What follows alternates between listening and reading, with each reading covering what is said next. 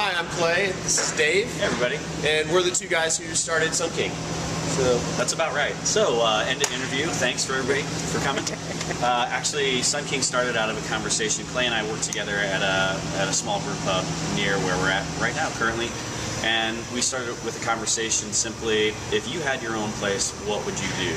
And that conversation, almost 8 years ago now, led to where we're at today. So, you know, over the course of being locked in a room, making beer, polishing copper, and doing all that kind of stuff, we came up with the basic idea and concept of Sun King.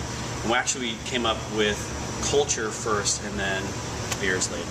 Yeah, we spent a lot of time talking about what was your best job, what was your worst job, what you love about that job, what do you hate about this job, what drives you crazy, and really tried to, I guess we came to the decision that this is what we do for a living and it's what we love, but at the end of the day we wanted to do it for ourselves rather than for somebody else. So we factored in all of these broader reaching things and came up with a series of ideas and plans that zigzagged and changed shape over the course of about 3 years of working together. And then in 2008 I left my job, Dave continued to brew, and I started working on getting everything together, business plan and working towards things. So, and then in July 2009, we opened Sun King, which is the end result of what we would do if we could open our own brewery.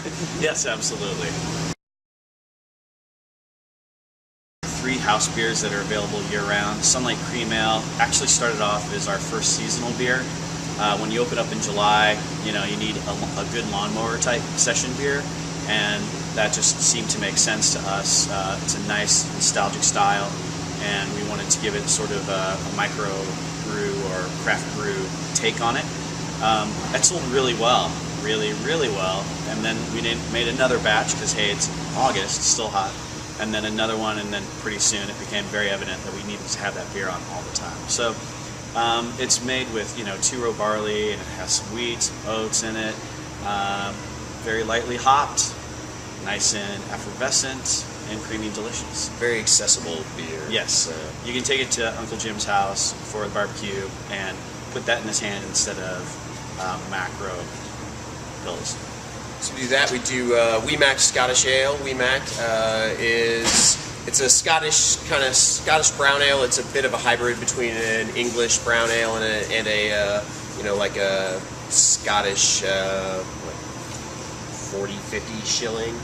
So it's sort of like if McCune's and Sammy Smith's Nutdown got together and had a child, that this would be that child. Be Weemac. So Weemac is smooth, it's malty, it's delicious. There's a little bit of hazelnut character to it. There's an underlying toffee tone. So it's kind of our beer that every day appeals to people who are a little bit malt forward and malt friendly. And then, as both of us are hopheads, we make Osiris Pale Ale, which is the beer we make because it's what we want to brew. Yes, it's the beer that we want to drink on a daily basis. All of our house beers have a fairly low ABV because you can go out to dinner and have 2 with dinner and get behind a wheel and not feel like, oh gosh, you know, I should probably call a cab right now. So that's the reason for it. We like to drink for volume and flavor, so there's the lower alcohol content in play. Osiris is, again, the beer that we designed for ourselves, and at first, when we first started brewing, you know, it really didn't take off very well. It was really slow, and we're like, oh God, are we going to have to kill our baby? Because it's what we wanted to drink, so there wasn't justification. And then, bam, just hit and started going. So Osiris is our number 2 seller. It is consistently, you know, always moving upward in sales. It's a beer that we emulate West Coast style pales and IPAs after. The beer is very dry and crisp, so not a lot of malt in there to get in the way of the hop. So the entire focus of that beer is just to showcase 2 quintessential American hops, Nugget and Cascades. It's a real nice, spicy, citrus hop character. It's delicious, and I wish I had one right now. Watery and beer need. Yeah, so we make those 3 beers year-round. We've got nice, light, easy drinking, accessible, smooth and malty, and nice and hoppy. And then Past that, I mean, we worked on an exhaustive lineup of 6 to 8 beers that had to be on tap day in and day out during all of our pub brewing years. So the essence behind Sun King was really seasonality. We wanted to make as many new and different kinds of beers as we could. So in the first year, 2009 to summer 2010, we made over 50 different styles of beer. At that point, early on, we were draft only. In early 2010, we added our small package, which our small package of choice is cans. We believe that cans are better for beer because they keep it away from sunlight and oxygen in a way that a bottle can't. They're lighter, so they're easier to ship. They're infinitely recyclable. They're like tiny little kegs that deliver draft quality freshness to your glass every time. So we do cans of all 3 of those house beers, and then we've got a couple different seasonal varieties of cans that we do some of our smaller batch stuff, some customizable cans. But on any given month, Dave here will put out of the brewery 3-4 new beers every month. 3 at a minimum per month.